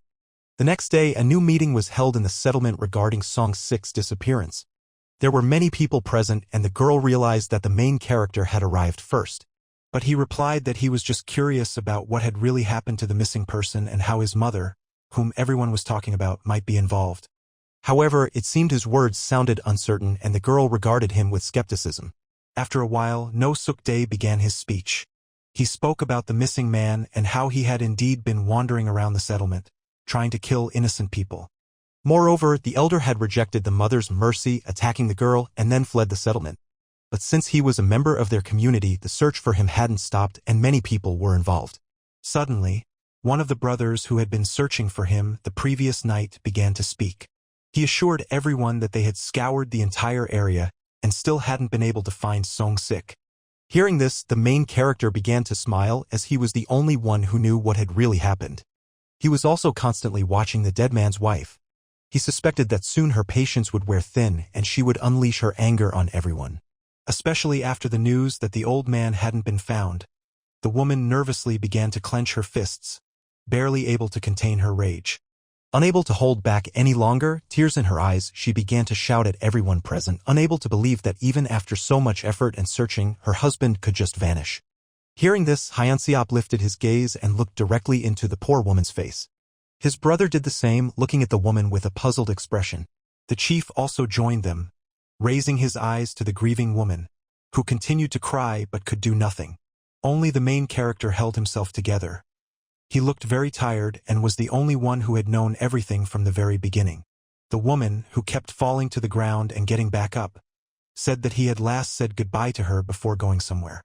It was very strange as she hadn't seen him at all since then and hadn't heard anything about him. Hyunseop wanted to approach the poor woman and try to comfort her. However, the chief managed to grab him by the leg and stop him at the last moment. It seemed Hyunseop realized his mistake, as this could cast doubt on the truth of his own words. So slowly he began to turn back to his place. The woman couldn't calm down and continued to cry. Suddenly, she turned and looked at the main character, who was sitting in the crowd and staring right into her eyes. At the top of her lungs, she screamed that he was the murderer. At that moment, most people turned to look at Hyo Myong. Everyone was staring at the guy who had been accused of a brutal crime. The chief also joined the crowd and began searching for Hyo Myong with his gaze. The woman continued, saying she had seen blood on his clothes, so she was sure he was the criminal. Suddenly, Ja-eun looked at the main character in shock. She couldn't believe such an accusation. But the guy remained calm and didn't want to listen to the accusations directed at him. Besides, the woman had apologized to him just the night before, which he pointed out to the crowd. So he stood up and was about to leave, as he felt he had had enough. But the woman, again accusing him, tried to stop him, calling him a coward. Hyo Myong saw no reason to stay there any longer as he vehemently denied his guilt and wouldn't accept any accusations. The woman, who had also stood up, asked whose blood it really was on his clothes. But the guy didn't consider the blood on his clothes a serious accusation. Moreover, he accused the woman of lying, as that could also lead to serious punishment. At that moment, the woman calmed down a bit, realizing that the evidence of the hero's involvement wasn't really substantial. Suddenly, Ja-eun, who had been sitting quietly until then, began to fidget and she couldn't help but draw attention to herself. She stood up and shouted to the whole room that it wasn't Song-sik's blood. But the old woman looked at her in surprise as she hadn't expected the girl to defend the main character. Ja-eun began to explain that when the elder attacked her, Hyo Myong had tried to protect her, and during the struggle, the elder had managed to injure him, so it could have been Hyo Myong's blood. As proof, she pointed out the injury on the guy's chin. It seemed she was speaking convincingly, and this greatly helped the main character. Moreover, she put the woman in a very uncomfortable position, and the chief, who had been closely watching the developments, suddenly became very serious. The girl's words indeed seemed very logical to him, and he appeared convinced that the hero wasn't involved. Instead, he asked the woman what she thought about it. However, she couldn't respond. The chief understood the woman's feelings and tried to share her pain. He bowed to her and said he wouldn't allow anyone to treat new family members the way she had. Furthermore, he suspected the woman was possessed by evil spirits, as she wouldn't behave like that, and he intended to pray for her to her mother. Seoko and Hyunseop were to continue the search for the missing man as the chief had promised. With that, the meeting could be considered over, and No Suk-dae announced that everyone was free to go. So people began to disperse, leaving the room one by one. The girl who approached the main character said he owed her. But her behavior irritated the man, who had tried to get her attention the night before and had run into her father. Meanwhile, the chief and the two brothers remained in the room, and the man ordered them to search the main character's house. It seemed he suspected Hyo Myong, and truly terrible events awaited ahead. Meanwhile, events shifted to the police station. A lot of time had passed since the last murder, and the case hadn't progressed, with the killer still at large. The policeman wanted to punish the two detectives for making the case public but failing to find the murderer after all this time. And the guys, with no choice, had to endure it all. Despite only 10 days having passed, the investigator didn't believe the guys could uncover the real criminal. His trust had been shaken and he considered their actions disgraceful. Moreover, they had no information besides a photo of the suspect from a surveillance camera. But the guys were convinced that the best way to stop the murders was to present their society, and that's what they wanted to do. However, the investigators and police faced immense pressure after turning the case into a public investigation and putting it on display. At that moment it was the loudest case, so criticism from others was entirely expected. But the guys assured that their boss had agreed to this risky move and was not against trying to prevent future murders through publicizing the news. Still, the guys had to put in all their efforts to find the likely murderer, as the management was already waiting for the investigation to conclude. For this, all possible surveillance cameras near the crime scene were checked, but no one resembling the suspicious man in the photo could be found, and tracking him wasn't easy. Furthermore, the chief hoped to find the suspect through a backpack or a piece of clothing.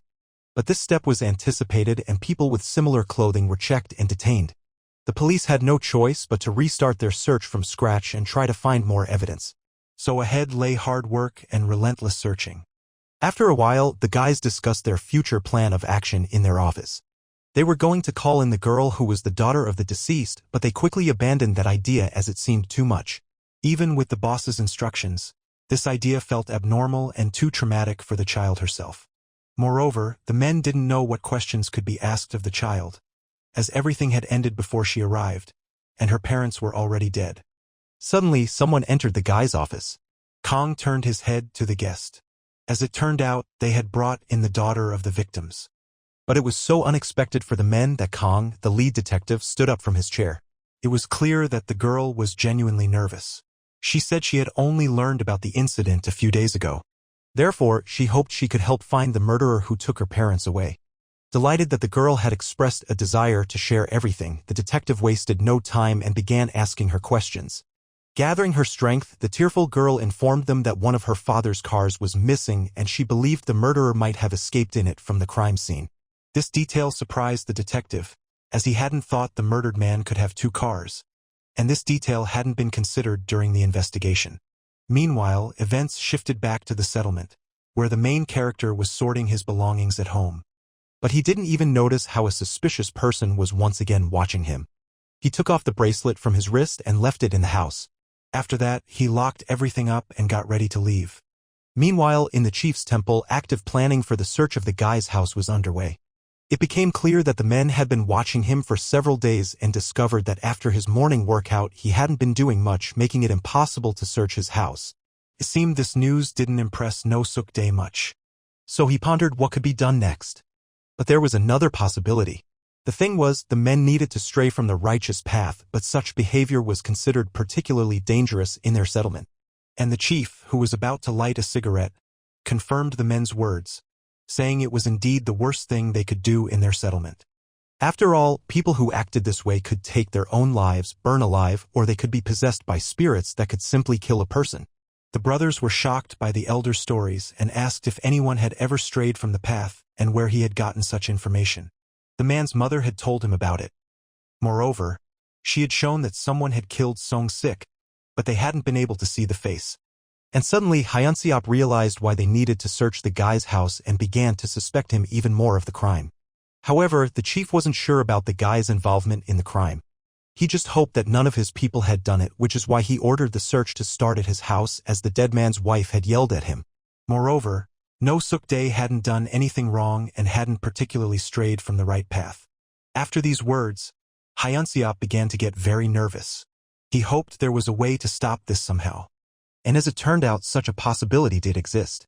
According to the chief, it was possible when a person was ready to kill someone themselves, as it all began with intent. So this managed to calm the men down a bit. Furthermore, the chief was convinced that Song Sik was already in paradise. And he didn't even doubt that the man had been murdered. The chief was firmly convinced of this. At the same time, he intended to give the men a box when they were about to leave. Opening it, the men saw an enormous amount of money inside, which was even impossible to count. The first thing that came to the men's minds was to visit an expensive restaurant and have a nice meal. The brothers pondered the idea of where to spend their own money. After taking another look at the stack of cash and assessing the amount, they reached an agreement. They decided to relax that evening. Meanwhile, the scene shifted to the city, far from their settlement. The main character was in a grocery store planning to buy 2 boxes of snacks. But when he heard the price, he realized he had spent all his savings. At that moment, he began rummaging through his bag, trying to find his money to pay for the items. However, his actions caught the attention of the cashier, who couldn't take his eyes off him. He was so fixated on the boy that he didn't even notice when he found the money and handed it over. Meanwhile, the hero left the store. The cashier, noticing a stack of cash in his bag, called someone to report it. He also mentioned that he had never seen the boy before. It became clear that he had arranged to rob the main character, and it was about to happen soon. Meanwhile, the detectives returned to the police station to continue their investigation. They were too tired and downcast to jump right back into work. So, they decided to grab a bite to eat first before resuming their search. Besides, there was a great restaurant nearby that served spicy pork, which the detectives loved. They also contemplated the girl's words and the 2 cars belonging to the victim, leading them to think that the man might have been involved in some business dealings. As a result, he might have had a conflict with someone which could have led to the murder of his family. Hyunseop and Seoko weren't wasting any time either and were already in the city. Suddenly, Seoko asked the taxi driver to turn back and stop. However, his brother didn't understand why he was against his friend's decision since they had just arrived. But when they glanced in the mirror, they saw the main character walking down the sidewalk toward them. Suddenly, he raised his hand, preparing to call the same taxi the men were already in. But the car didn't stop and continued on its way just as the brothers had instructed from inside. They thought it was the perfect opportunity to search his house while he was away. The boy was left standing in the middle of the street, frustrated that he would have to walk quite a distance. With few options, he decided to stroll around the city. Suddenly, Detective Kong spotted the main character across the street. He began to closely watch him and his actions. Meanwhile, Hyo Myong had no idea what awaited him ahead. He walked calmly, contemplating his next moves without suspecting a thing. The lead detective started to feel noticeably anxious.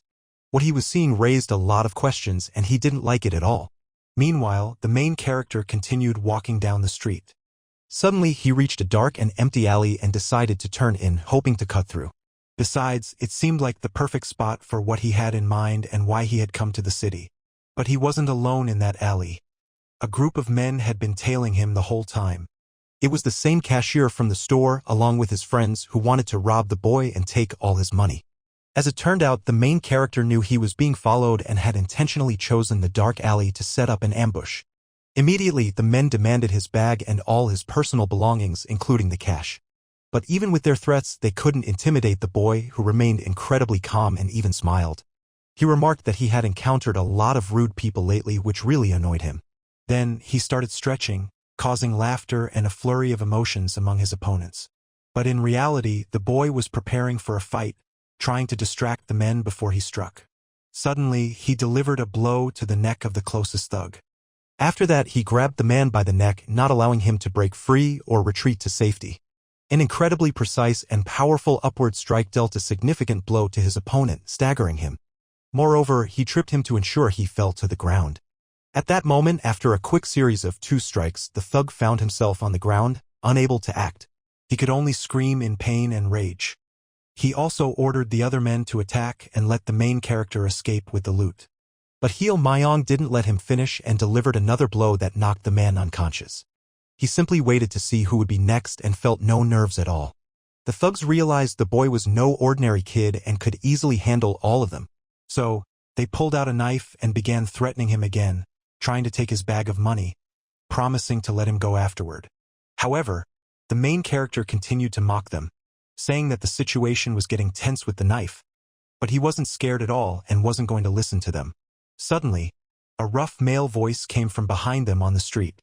As it turned out, it was a detective who had been following the gang, realizing something suspicious was going on. Now the threats were directed at him, and the thugs promised to deal with him if he didn't leave the crime scene. But the detective stated that his principles didn't allow him to stand by while such things happened. At that moment, the thugs realized that the boy who had found them might actually be with the police.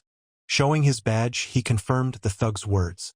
They were involved in a group attack with aggravating circumstances and had threatened the main character while trying to take his personal belongings and money. They were all arrested for attempting to commit a crime as a group. Suddenly, one of the thugs, scared, decided to try to escape and ran straight at the detective. But he met him with a hard blow and continued to remind him that anything the men said could be used against them in court. After taking down another thug, he talked about the lawyer the criminals could face during the trial. He also mentioned that he wouldn't have to use physical force if they had just listened and followed all the orders. The main character, who was just observing all the events, remained calm and didn't react to what was happening. He decided to leave the crime scene without waiting to see how it would all end. However, the police officer who had come to help him didn't understand this behavior. He tried to shout after him and stop him, but it didn't yield any results. Meanwhile, the scene shifted back to the settlement at the main character's house. Sayako and Hyunseop had already arrived at the settlement and were ready to start searching his house. But they were trying to come up with a plan and a way to get inside without making noise. The older brother wanted to boost Hyunseop over the fence and then climb over himself to open the door from the inside. Making sure no one was around, they began to climb. Within seconds, Hyunseop was inside and looking around. He tried to take in his surroundings and carefully inspect all the objects around him for anything suspicious. But finding nothing, he simply opened the gate for Sayako. Both men were inside and ready to start searching the house, not wanting to waste any time. Moreover, the brothers didn't even notice that the house was completely empty and that a bracelet left by the boy was lying at the entrance. Meanwhile, the main character was returning to the settlement, having called a taxi for himself. Sitting in the back of the car, he thought about what had happened and what role the detective was supposed to play in his life. The detective's involvement and sudden appearance seemed very strange to the boy, making him anxious. Additionally, he had a very bad feeling that wouldn't let him rest. He had no idea that a search was already underway in his house, with two men trying to find any evidence that could prove his innocence in the horrific crime. But aside from some rags and odd items, they found nothing.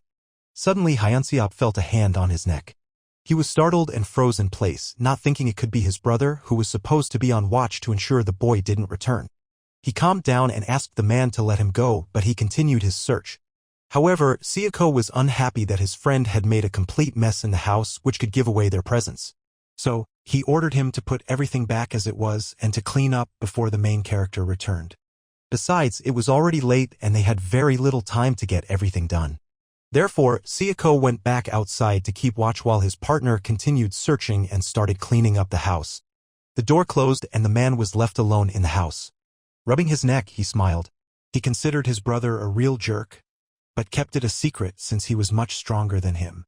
Meanwhile, the main character continued to approach the settlement and would soon be home. Suddenly, the driver began to brake, informing the hero that there had been an accident or some other incident on the road. But the boy wasn't surprised. He already knew the reason for the stop. Ahead, police officers were standing with flashing lights, indicating that the road might be closed. Hyo Myong suddenly ordered his driver to stop for a moment. This made the driver think the boy just wanted to check out what had happened. Besides, the main character simply wanted to smoke and take a little break. The road ahead was indeed closed and police officers were checking every vehicle without exception. Meanwhile, a crane was trying to retrieve a submerged car from the river that had somehow ended up there. Watching this, the hero remained completely calm and didn't react to what was happening. Meanwhile, the taxi driver, astonished, observed all the events. The police officer was keeping an eye on their actions, ordering them not to approach the scene of the incident as it was dangerous. In the meantime, the boy finished his cigarette. Turning to the taxi driver, he informed him that he was ready to go. Immediately, the taxi driver set off, asking the boy for the exact address of where he wanted to go. But the hero didn't respond, making the driver anxious. Suddenly, the boy shouted at the top of his lungs, startling the driver so much that he jumped in his seat. Meanwhile, the detective arrived at the scene where the car had been found. He was investigating the murder case and this detail was very important. He couldn't understand how the car had been found as there were no surveillance cameras nearby and how the car ended up in the water was a mystery. Therefore, he praised his colleagues for their hard work and such an important discovery. The taxi continued to move and soon the boy would be home. Suddenly, he began to laugh hysterically, which further frightened the driver. The thing was, the main character was just a few meters away from the detective who was trying to find him and he didn't suspect a thing. Meanwhile, the search in the main character's house continued. Hyunseop was very angry that he had to clean up in the main character's house since he never did that in his own home. But he understood that he was to blame for what he was doing now and he had no time, so everything had to be done quickly and efficiently without unnecessary chatter. And the hero had already arrived in the settlement. The car stopped in the middle of the street, just short of his house. Also, Ja-eun was passing by, completely unaware that the main character was in the car that had stopped next to her. So, as she walked by, she didn't pay any attention to the taxi or who was inside. But suddenly, she heard the boy's voice asking her if her ice cream was good and what she was doing out so late. In reality, she was very happy to see him and asked where he had been and why he had such a big bag. As it turned out, he had gone to the city for shopping and stocked up on essentials. He also had a gift for the girl that he bought at one of the city stores. Seeing his package, the girl was pleasantly surprised and very curious. The boy quickly left her and headed home, wanting to rest after a long day and trip. He brought her a lot of sweets from the city. And she, with a full bag of sweets, blushed and was impressed by the boy's behavior. At the same time, Seiko arrived at the elder's house to report on the results of the search of the main character's house. They found nothing and couldn't raise any suspicions about the boys. The elder was shocked, as he had expected more and had high hopes for the search. But he was glad that the hero was in no way involved in the crime and didn't seem too disappointed. Still, he was tormented by the question of what had really happened to the old man and who his murderer was. And judging by his injury, one could logically conclude that he had been killed with a heavy blow from an axe right in the back. These words made no Sukde ponder. It seemed he understood everything and began to laugh hysterically. The man who witnessed everything and saw his behavior couldn't respond and didn't know how to react to such a thing. However, No Sukde noticed that Hyunseop was not with him and inquired where he had disappeared to and why he hadn't come to his house. Then he learned that his partner had stayed in the main character's house to clean up the mess he had made and ordered him to take care of it immediately. However, the main character's house was clean and tidy. Hyunseop turned off the lights, cleaned up after himself, and was preparing to leave the house. However, at that very moment, the main character was just nearby. But he wasn't in a hurry to enter the house. Instead, he crouched down by the gate. The rubber band he had intentionally left the day before was not where he expected it to be, and he realized someone had been inside the house. Hyunseop was completely oblivious and had already started to relax. But suddenly, he heard the gate to the street creaking open. This terrified him as he understood that the main character could be returning. Therefore, he could be in serious trouble and he needed to think of something fast. Slowly, the guy walked through his own yard, searching for clues about someone's visit. The first thing that caught his eye was a pair of shoes left by his front door. This led him to think that there might still be people inside and he could catch them off guard. Realizing the seriousness of his predicament, Hyunseop tried to come up with a plan and looked for a place to hide. But it was already too late as the main character had entered the house. After checking a few rooms, he walked into the living room. Opening the door, he began to carefully scan the area, hoping to spot the intruder. But nothing suspicious caught his eye, and he didn't see anyone. He started to look around again, searching for signs on the carpet or any other suspicious items. Then, in the adjacent room, he heard a suspicious sound that piqued his interest. Without wasting any time, the guy rushed in, trying to catch the thief. Meanwhile, Hyunseop, who had managed to buy himself a little time, was trying to squeeze through the bathroom window. The main character noticed him and lunged to grab him, determined not to let him escape his house. However, he didn't realize it was Hyunseop yet as he couldn't see his face clearly. He almost managed to catch him, but at the last moment the man squeezed through the narrow window and fled the house. The drop was quite high, and he landed painfully on the hard concrete. Despite the sharp pain from the fall, he couldn't afford to wait. He had to keep running. So, getting back on his feet, he tried to make his way to the exit. However, he realized he had wasted too much time when he saw a guy coming out of the house and quickly approaching him. Understanding the seriousness of the situation, the man started to run, trying to shake off his pursuer. But Hyo Myung was much faster and in far better shape than his opponent. So, he quickly closed the gap on the fleeing man. Hyunseop had no chance of escaping, and it became clear that the hero would catch up to him very soon. In fact, it happened so quickly that the man didn't even manage to reach the street. With all his strength, Hyo Myung pulled him back. He threw him to the ground behind him. The thief lay on the ground while the guy, tying back his hair, tried to figure out the reason for his visit and what he was looking for in his house. But it was clear that the elder had believed the murdered woman and sent them to search, suspecting the main character of the crime, although he had no evidence. He began to approach the man, continuing to talk about the nonsense the woman had told him. Grabbing him by the neck, Hyo Myong started to choke the man. Moreover, he knew he hadn't been liked from the start, and his brazen behavior had raised many questions. However, no one should behave like that and so boldly enter his house. With each passing second, he tightened his grip on the man's neck, easily capable of choking him. The man, in turn, tried to call for help and break free, but he didn't have enough strength. After a while, he began to lose consciousness as his air supply was cut off. The guy was satisfied with his work, as the man had lost consciousness and wasn't responding at all. Meanwhile, the investigators continued to examine the found car, trying to find new evidence and connect it to the recent murder. They were very attentive to every detail, looking for something new. In their profession, it was also important to remain cool-headed and assess the situation clearly. It was clear that the criminals might have known that there were no cameras within a kilometer radius, which is why they chose such a spot to dispose of the car. But it was unclear where the killer could have gone next. It became evident that the detectives were returning to the place where they had started, as all leads had dried up. They needed to talk to the victim's daughter again and find out why her father had been driving a car with fake plates. The case was very complicated, and they needed to think carefully to understand where to go next. The detective seemed very serious, as this could be the toughest case of his life. But suddenly, a road sign caught his attention, marking several towns. This sparked an interesting thought in his mind.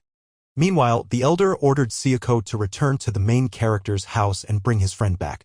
Leaving the house, the man noticed Min-soo, who wanted to visit the elder because he had an important conversation to have. So, upon learning that he was home, Min-soo walked inside. Immediately, he saw No Suk-dae in the yard, the very person he was looking for. No Suk-dae hadn't been expecting a guest and was surprised by the man's arrival and the fact that he had business with him. Min-soo wanted to talk and had a few questions for him. Most importantly, he wanted to pass something on to his mom. Hearing this, the elder became much more serious and his expression changed. He immediately allowed the man to come in and invited him inside his house. He made the man wait inside while he prepared to make an important call, not wanting him to witness the conversation. As it turned out, the elder was calling a man named Park. He invited him to stop by for a bit as he also wanted to talk to him. Meanwhile, the main character continued to choke Hyunseop. He kept smiling and talking to the man, asking if he really wanted to live and how much he valued his life. Suddenly, his hands began to tremble. His eyes were watering profusely, and it was clear he wouldn't be able to hold on much longer. So, sensing that the situation was becoming quite tense and dangerous, the main character released him and warned that he wasn't planning to kill him. His action could be seen as a warning, and he threatened him with death next time. But Hyunseop, catching his breath, replied that there would be serious consequences for his actions and that he would have to face punishment. The main character ignored him, forcing him to get up and get out of his house. Just then, someone's foot flew right into his face. The blow was so strong that it knocked the guy back a few meters. It was Sayako, who had returned with his friend and witnessed what was happening. Wiping blood from his face, Hyo Myong wasn't about to back down easily. But the man continued to ask questions and threaten him. He promised to beat the guy up badly since he had nearly killed his brother.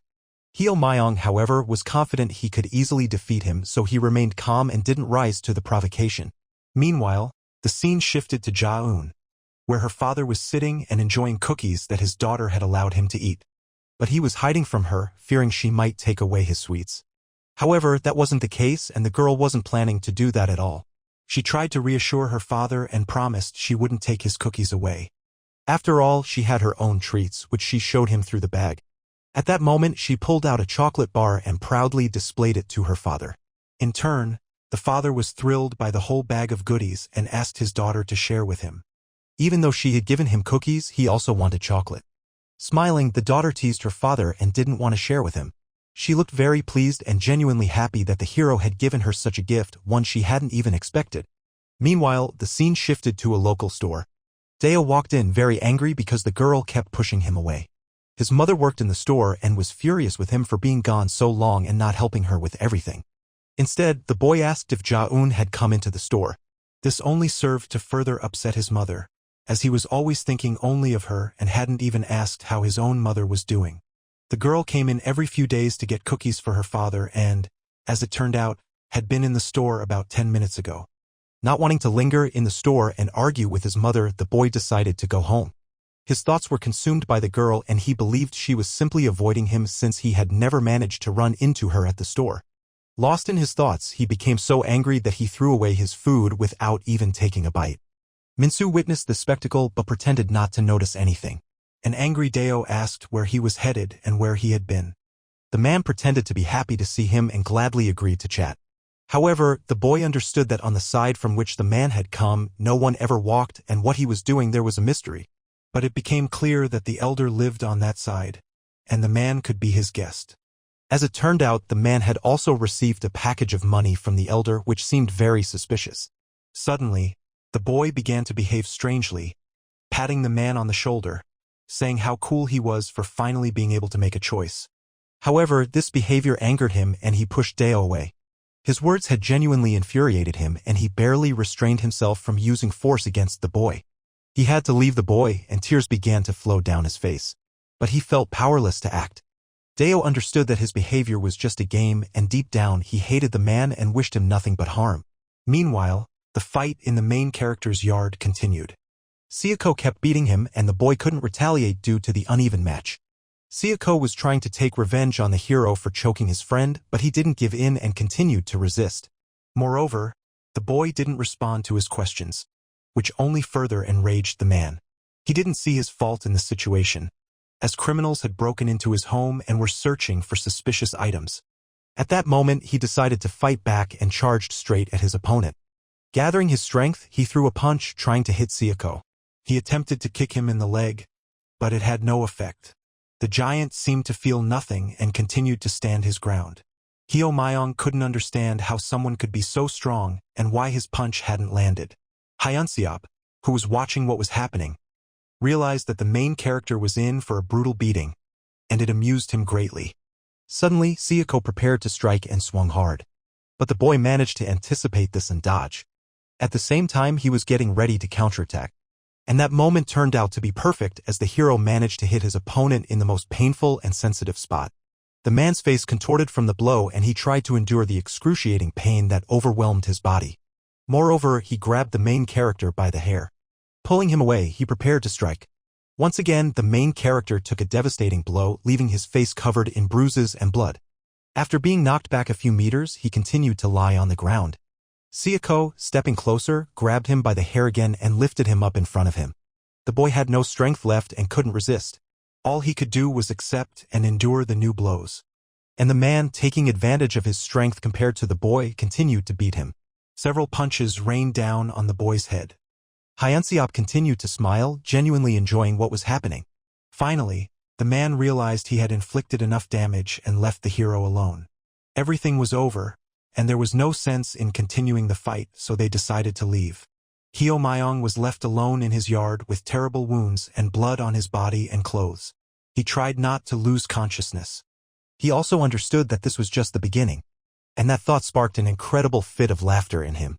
He laughed so hard that despite the pain and wounds, he couldn't stop. As each day the events in the settlement became more and more interesting. Leaving the main character's house, the men heard his laughter and thought they might have gone a bit too far, as he was acting like a madman. Hyunseop was very pleased with what had happened and tried to keep up with his friend. He praised him and said it was much easier for him to watch the beaten boy and see how much pain and difficulty he was in. However, he was convinced that it wasn't enough and that they needed to beat him much harder. And as a sign of gratitude, he didn't touch his friend's shoulder and thanked him again for saving him. But suddenly, Sayako felt an incredible pain. He held onto the spot where the hero had hit him. He could no longer tolerate his friend's chatter and stopped him, saying they needed to go to the elder quickly. He also recalled how hard and accurately the boy had managed to hit him, and that was what made it so difficult for him at that moment. The pain was bothering him so much that he could barely move his legs and nearly collapsed to the ground. The scene shifted back to the police station. The detective who entered the office began praising his team for a job well done. The guy sitting at the desk, engrossed in his work, didn't even notice him or recognize his boss. Kong complimented him for being so focused on his tasks that he didn't see the person who walked in. But the guy really didn't expect to see the director, especially since he hadn't been warned about the visit. They started chatting about work, their achievements, and how long it had been since they last saw each other. However, Kong didn't have time for personal matters. He was trying to crack what he believed was the toughest case yet. Moreover, 3 men were about to be brought into the station whom he had managed to apprehend the day before for robbing the main character. It was clear that they had been caught right after the attack even without an investigation since their guilt was so obvious. The detective was eager to talk to those thugs being brought into the station. But his friend misunderstood him as he didn't know what could be discussed with those criminals. Meanwhile, the beaten Heo Myong sat outside his house smoking. He was stunned by the brute's strength and realized he wouldn't have been able to handle him with just his fists. Suddenly, he noticed a very strange detail on his own house. One board in the ceiling wasn't nailed down properly and could fall off. This irritated him greatly, so he decided to try to fix the problem somehow. Jumping up, he tried to hammer it back in with his fist. But he quickly realized that was a bad idea. The board completely detached and nearly knocked him out as it fell to the ground. Letting out a heavy sigh, he understood that was a mistake and now he'd have to repair what was broken. Additionally, another suspicious object fell out with the board hidden in the ceiling. The unclear item was wrapped up and looked like an ordinary pile of papers or documents. Wondering where it came from, the guy started fixing the roof and putting the board back in place. Just then, someone knocked on the gate. He realized someone had come to see him, so he had to temporarily put the repairs on hold. Immediately, he went to the gate to open it and see who it might be. It turned out to be Ja-eun, who had heard about his run-in with the thugs. Seeing his face, she became very worried and started to fret about his health. But he assured her he was fine and felt better than ever. Instead, the woman noticed he hadn't even treated his wounds. So she brought a first aid kit with her and wanted to help him. She smiled kindly at him and prepared to get to work. Realizing he had no choice, he decided to agree. Right away, the girl stuck a bunch of bandages on his body and tried to treat all his injuries. After the procedure, his face was almost completely covered in stickers and bandages, making him look quite funny. The ointment and band-aids she applied to his bruises and cuts were supposed to help him. But the guy was surprised at how she found out what had happened. Although he understood that news about the incident in the settlement had spread quickly, and surprisingly he managed to stay alive after the encounter with such a strong enemy. Besides, in the small settlement, everyone knew everything about everyone and news traveled fast. This was because only a few small families lived in the settlement, so information spread quickly. She compared the settlement to a tree, with all the branches growing from the trunk, which was represented by the head elder. To prevent future problems, she advised the guy not to make enemies and try to befriend others. Her words made him think. He realized she might be right, and there was no point in fighting with the residents, so he promised himself to try. Meanwhile, the detective finally got to meet the thugs and started talking to them. They insisted they decided to rob the main character because they saw a large stack of cash in his bag. Moreover, one of the guys was acting very aggressively and didn't understand why they were locked up. The cop promised to let them go after they honestly answered a few of his questions. He confessed to the thugs that there was one detail that was bothering him. Kong admitted he had never met that guy before, especially not with a stack of cash. He held a photo of the suspect in his hand and was about to show it to the guys in the cage. He also confessed that the suspect could have committed a serious crime, and they couldn't find him anywhere. Still, he showed them the photo. The guys began to examine the suspect's photo closely, but they couldn't find any common details to connect the two people. The detective was convinced that, by the texture, the person in the photo resembled the guy they attacked. Meanwhile, regular meetings were taking place in the settlement, attended by all the residents. The elder announced that the discussion was over, and anyone who wanted could go home and attend to their own business. Some people had already gotten used to the main character's absence, so they simply didn't pay attention to his absence. The elder was convinced that he just didn't want to interact with them and was trying to build a wall between himself and the other people in the settlement. Moreover, he wasn't trying to do anything for the good of the settlement, and people were convinced there was no point in keeping him around. The best option was to just kick him out.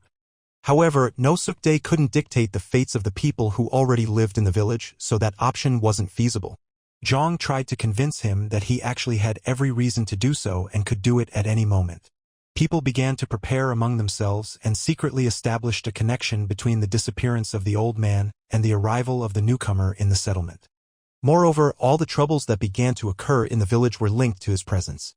Despite the meeting having long been concluded and the elder announcing it, people continued to sit there and talk among themselves. No Suk-dae suspected that people were worried about what was happening and needed to address the issue. A girl who was part of the conversation was very nervous and couldn't handle the tense atmosphere. Suddenly, footsteps were heard at the door. It became clear that someone had arrived at the meeting, albeit late. When the door to the room opened, everyone saw Hyo Myong standing there. The residents of the settlement were very surprised.